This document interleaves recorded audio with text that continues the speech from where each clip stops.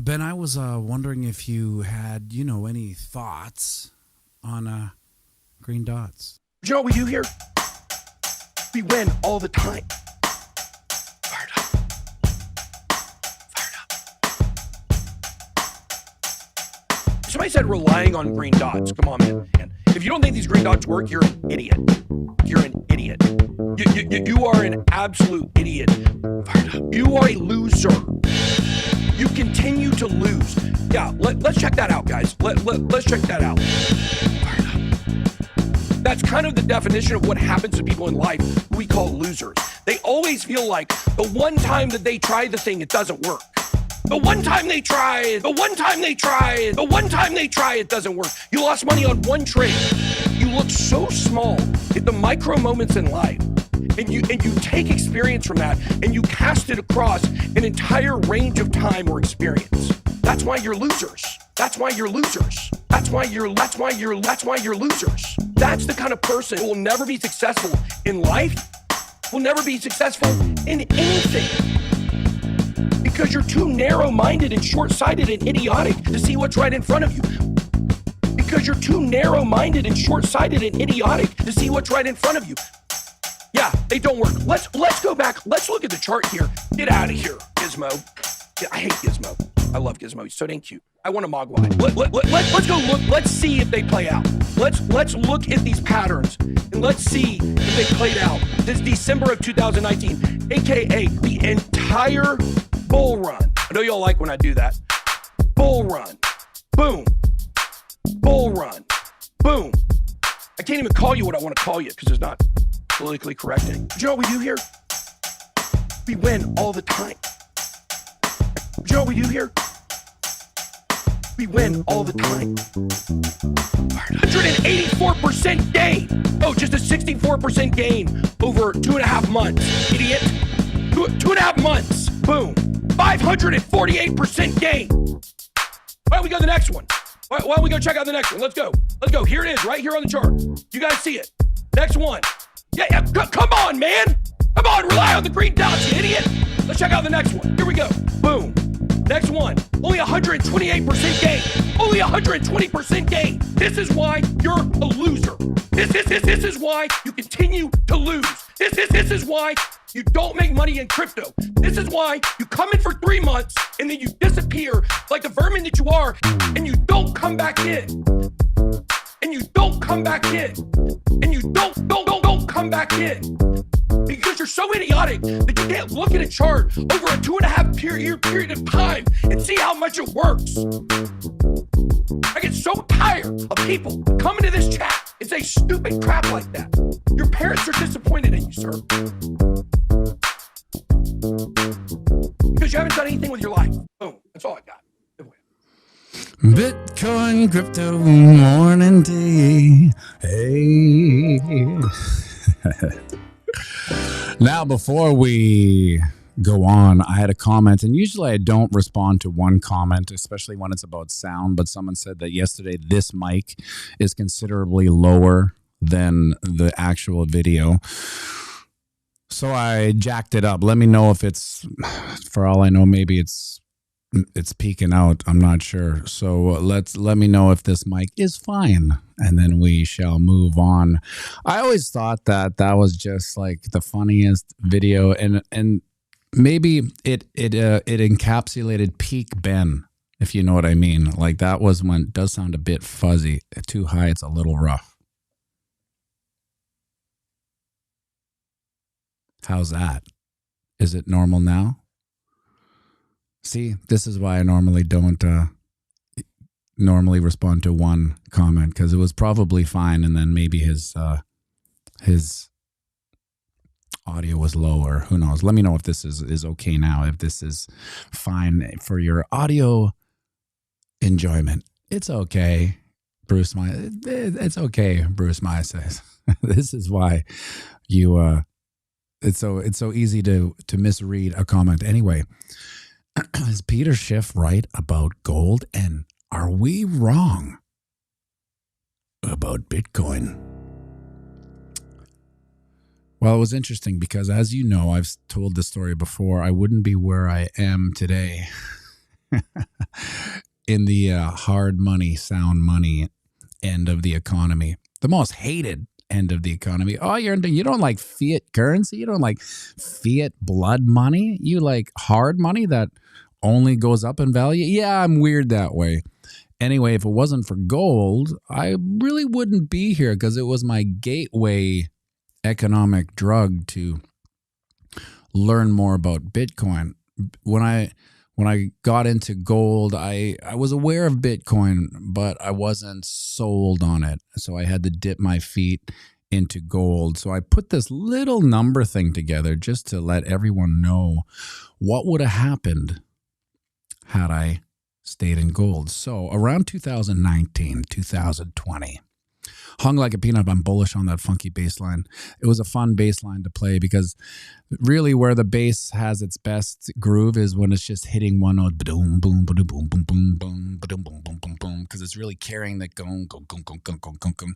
Anything more than that with too many notes, and it's like, man, there's too many notes here. Anyway, let's get back to where we were going.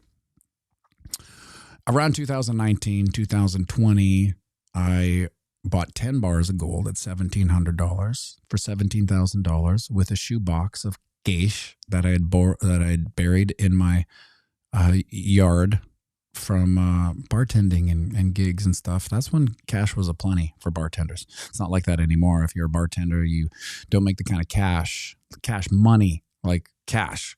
You probably can make comparable money. Now, the cost of inflation, I'd hazard to guess it's not as much. Anyway, that's neither here nor there. For $17,000 now, had I held it till today, which I didn't, had I held it, it's now $25,000 opposed to 17, minus 17. I would have had an $8,000 gain over, let's call it 5 or 6 years. Not the worst. I do the percentage later. So most people would have been happy, I suppose. So what I did instead is that I did hold it for a couple years, right? When I was, I just forgot about it because that's what you do with gold. You know, you're not waiting there for some big explosion of gold anyway. So I just held it and forgot about it. And I was going to, give that to Duke. Had it not fallen off a boat, obviously. I've told this story too. It always falls off a boat from me. I don't know why I take that stuff onto boats. Anyway, I think by the time I sold it, it was up a couple $100, right? So let's just call it $200, $2,000 gain after a year or two, miscellaneous, nothing to write home about. So what I did was I took that $17,000 in Bitcoin and I allotted it to the package I put in at 17K. So where are we now with Bitcoin? That $17,000 went to 60,000. Let's call it. We're 59.5. Minus 17 is $43,000. So the gold, had I held it, which I didn't, but let's say I had diamond hands with the gold bars buried in my backyard before I dropped it off a boat. 30%. Now 30% in, 5 years, 6% a year. It's not the worst.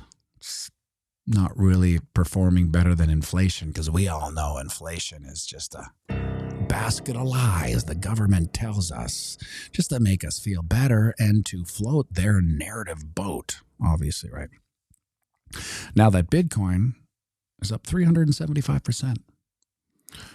So one might say, oh, you're so lucky. You're so lucky. Well, I am lucky to have done the research and got into Bitcoin and started learning about it when I did. But that's the funny thing. This journey is like a Christopher Nolan movie. It's like, oh, here he goes off about Christopher Nolan again. Because wherever you start it, this is the same. These numbers is 375%, depending on your entry in the market. But let's just say after this bull market, let's just throw some numbers out here. It goes to $212,000. And then it comes down to, let's say, $80,000.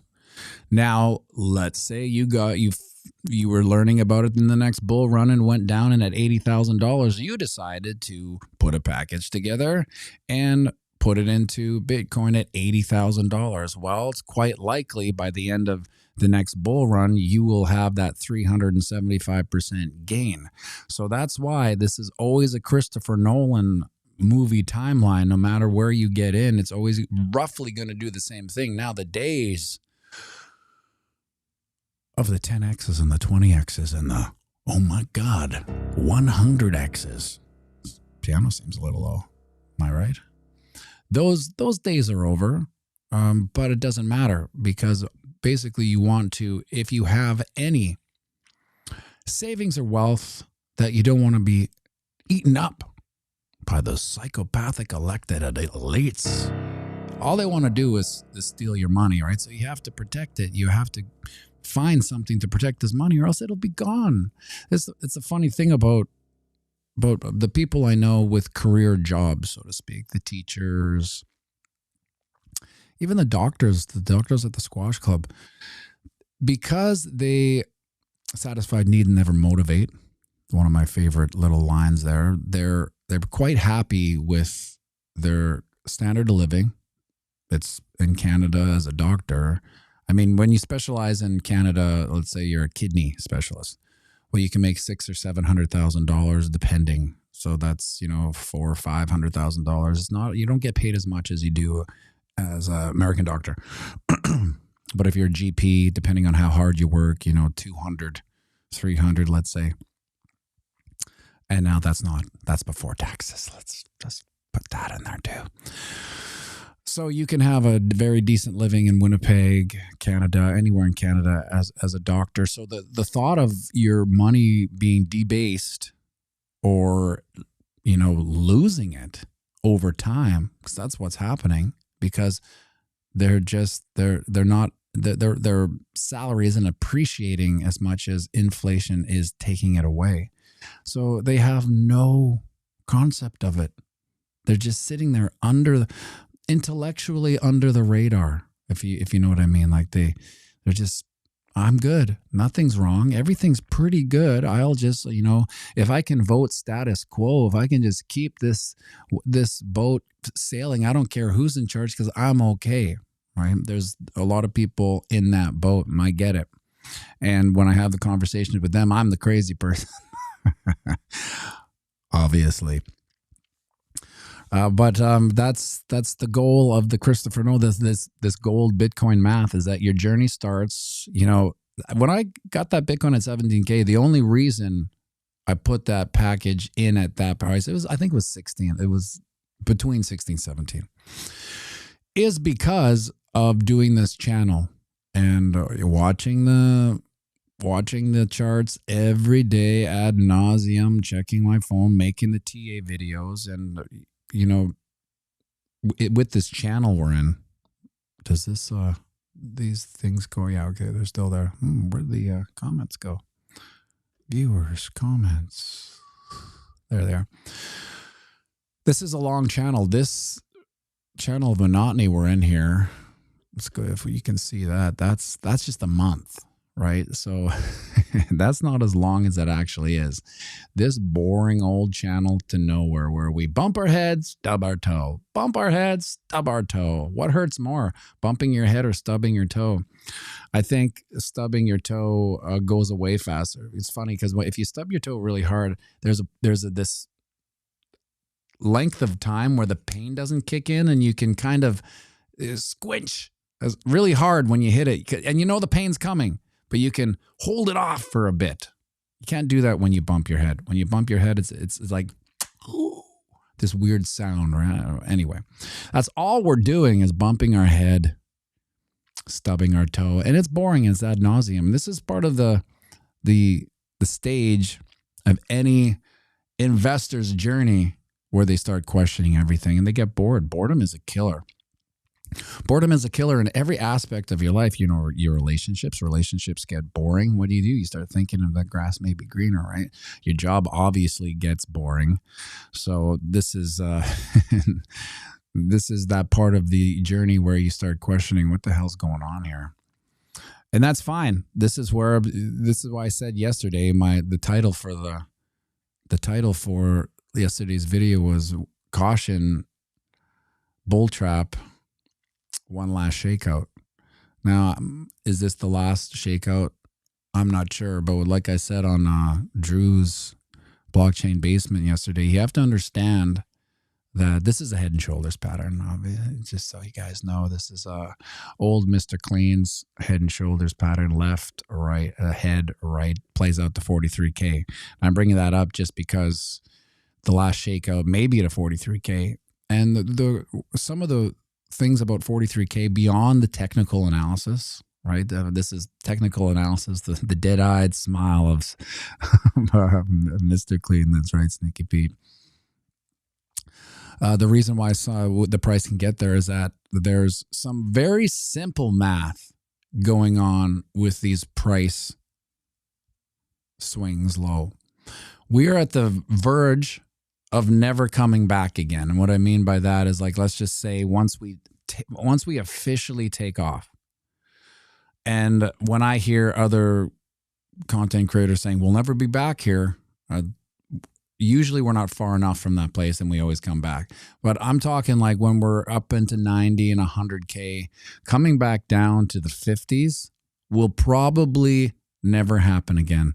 Knock on wood. I'd knock on something here, but it would be so loud and it might move the piano and the geometry and the shapes and everything.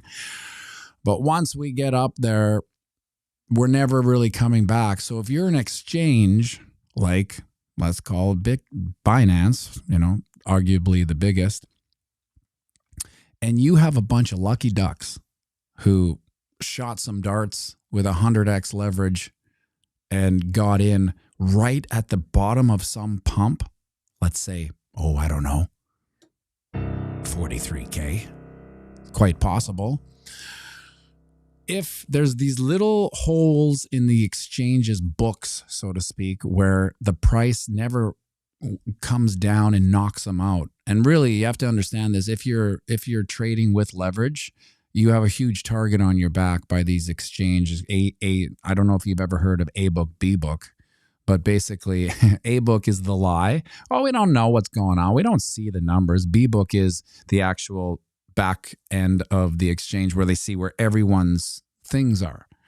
pianomattyb, they wouldn't do that. They're a trusted exchange. Sure, they're a trusted exchange, but believe me, they do that. They all do that. That's the game. They're there to steal your money, these exchanges. That's why I always say, buy Bitcoin, get on, put it into cold storage. You're safe. Now, I get the draw to trading. I do. You can get gloriously lucky sometimes, and that's where the problem starts, actually, because you think, Midas touch here. I've had 3 trades, 10x, all fabulously successful. It could be the worst thing that ever happened to you. Anyway, back to the 43K. This bull run can't take off. We can't go to 100K and above with someone at a leverage long at 43K. They have to knock it out. Now, sometimes when desperate times call for desperate measures, we've all seen it. Did you check out BitBuy? It has the scam wick all the way down. Guess what that scam wick is? It's a stop hunter. It takes them all out, right? And you're like, well, how did that happen? We're experiencing some technical difficulties. We apologize for the scam wick. We don't know what happened, and we're sorry about your trades. So this is what happens with those leverage longs that you get. You somehow get lucky on, and that's the most important thing about leverage longs is to take the profit. But I know how juicy it can be with the super leverage longs that seem to be getting farther and farther from your entry right now. And obviously moving your stop loss up is probably key to that, but a lot of people don't, because let's say you forget about it. You constantly check your portfolio and boom, it's just going up every day as it goes up. So I guess the lesson here is if you are trading mad leverage, move that stop loss. I'm sure everyone does. If for some reason you're at the stage where you have leverage longs and you don't move your stop loss off, well, maybe take this as the the lesson for today. Move your stop loss off incongruent with the gains you're making, or else, holy smokes, it's the duck. How you do? Oh, let's not do that. Remember, this is very fragile. He goes to jump. How you doing, buddy? Good. Good. I've just been rambling up here ad nauseum.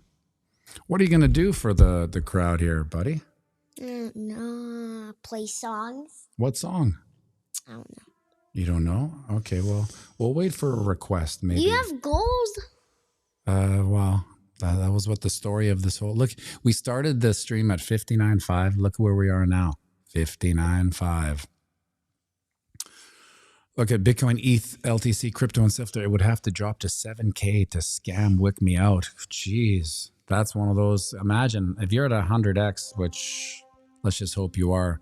That's the trade of a lifetime. Okay, Duke, what did you switch it to? Pad. What does pad sound like? Pad is like.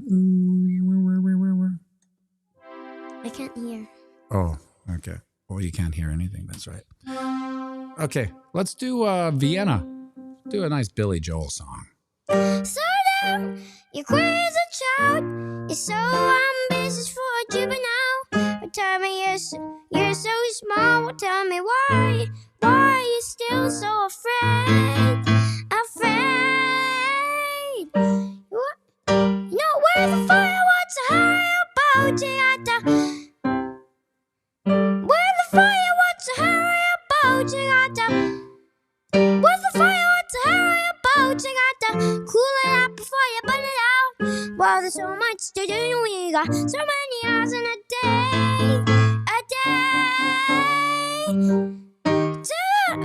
You know that when the truth is told, you can get